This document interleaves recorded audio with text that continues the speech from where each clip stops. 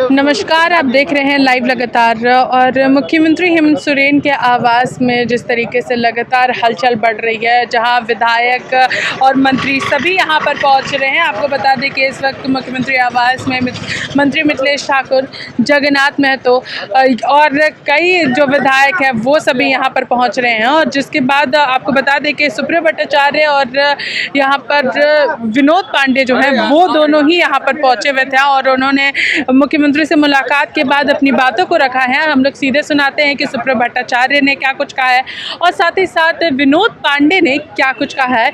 हम आपको इन दोनों का बयान सुनाते हैं, उनका क्या कुछ कहना है। अभी तक का कोई डेवलपमेंट के बारे में कोई ऑफिशियल कम्युनिकेशन नहीं है और चूंकि यदि चुनाव आयोग संवैधानिक संस्था है, उसकी गोपनीयता कैसे भंग हुई, ये एक आपराधिक कृत्य है। यदि सीलबंद लिफाफा है चुनाव आयोग का तो वो गवर्नर साहब उसकी पुष्टि करेंगे, कोई सांसद उसकी पुष्टि नहीं कर सकता। और यदि सांसद उस पर क्लेम करता है तो जो लॉ ऑफ द कोर्ट है उसको अपना काम करना चाहिए। फ्यूचर कोर्स ऑफ एक्शन आप लोग क्या होगा? Let the decision come, let the decision come, then after we will decide. Janata Party के लोगों के, उनके सांसद, उनके विधायकों को मिल जाती है, लेकिन जो सूचना हम लोगों को प्राप्त होना चाहिए वो सूचना हम लोगों के पास अभी कुछ नहीं है। ये मीडिया में ही ये सारी चीज़ें चल रही है, सोशल मीडिया में चल रही है और भारतीय जनता पार्टी के जो सांसद हैं, विधायक हैं, वो ट्वीट करके इन सारी बातों की जानकारी दे रहे हैं। तो ये तो पूरी तरह से जो चुनाव आयोग है उसके विश्वसनीयता पर प्रश्न उठता है, राज्यपाल महोदय के कार्यालय के विश्वसनीयता पर प्रश्न उठता है। तो आप लोगों का अगला कदम क्या होगा? क्या सुप्रीम कोर्ट जाएंगे इस पूरे मामले पर? अरे जब ये हम लोगों को कोई सूचना मिलेगी, किसी तरह का कोई पत्र प्राप्त होगा, उसके बाद ही हम अपने अगले कदम का खुलासा करेंगे। सीएम ने भी कहा है कि मीडिया ट्रायल हो रहा है और बीजेपी हेडक्वार्टर से ये सब किया जा रहा है। बिल्कुल मीडिया ट्रायल हो रहा है। मैं व्यक्तिगत रूप से आप लोगों के ऊपर आरोप नहीं लगा रहा हूँ, लेकिन जिस तरह से इस देश में संवैधानिक संस्थाओं का दुरुपयोग हो रहा है, जिस तरह से किसी भी खबर को लेकर के मीडिया ट्रायल हो रही है, उससे स्पष्ट हो जाता है कि भारतीय जनता पार्टी की मंशा क्या है।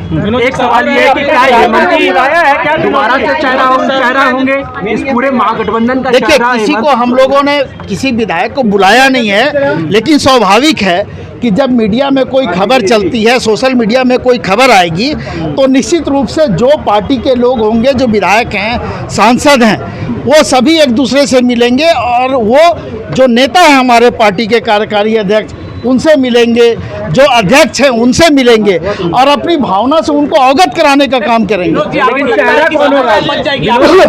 सवाल ये है कि अगर फैसला आपके खिलाफ भी जाता है, देखिए, मैं आपके अगर मगर का जवाब नहीं दे सकता हूँ जब तक हमारे पास कोई लिखित सूचना नहीं आएगी या हमको किसी तरह से राजभवन से या कहीं से पत्र प्राप्त नहीं होगा, तब तक हम इस कयास पर कोई जवाब नहीं दे सकते। अच्छा, एक बात बताइए कि झारखंड मुक्ति मोर्चा कोई नया तो प्रेस कॉन्फ्रेंस नहीं कर रही है और जो समय आप लोगों को दिया गया है उस समय पर आप जाएं, प्रेस कॉन्फ्रेंस में जब आप भाग लेंगे तो आपको सारी सूचनाएं मिलेंगी। बीजेपी मांग कर रही है चुनाव की, कह रहे हैं, बयान दे रहे हैं कि मध्यावधि चुनाव होने चाहिए झारखंड में। देखिए, भारतीय जनता पार्टी क्या कह रही है, नहीं कर रही है, ये मैं नहीं बता सकता हूँ, लेकिन एक बात तो स्पष्ट है कि जब से इस राज्य में हेमंत सोरेन के नेतृत्व में सरकार बना है, उसके बाद से जो भारतीय जनता पार्टी की जो बौखलाहट है, और सिर्फ झारखंड में नहीं, पूरे देश में जहाँ जहाँ भारतीय जनता पार्टी समर्थित या भारतीय जनता पार्टी का शासन नहीं है, वहाँ पर किस तरह से राजनीतिक रूप से भारतीय जनता पार्टी अस्थिरता पैदा कर रही है, इस बात से आपको समझ में आ जाएगा कि भारतीय जनता पार्टी की मंशा क्या है और किस तरह से वो पर्दे के पीछे से खेलने का काम कर रही है और देश के संवैधानिक संस्थाओं का दुरुपयोग। 50 से ज़्यादा विधायकों का समर्थन प्राप्त है, उसको फिर किस बात की चिंता है? आपके सभी विधायक पहुंच रहे हैं रांची में, स्वाभाविक रूप से सभी लोग फोन कर रहे हैं और हमको लगता है कि सभी लोग आज यहाँ उपस्थित भी हो जाए। तक सब लोग आ जाएंगे, संभावना यही है। जिस तरह से फोनें आ रही है, हमको लगता है कि सभी लोग आज यहाँ पर उपस्थित हो जाएगी।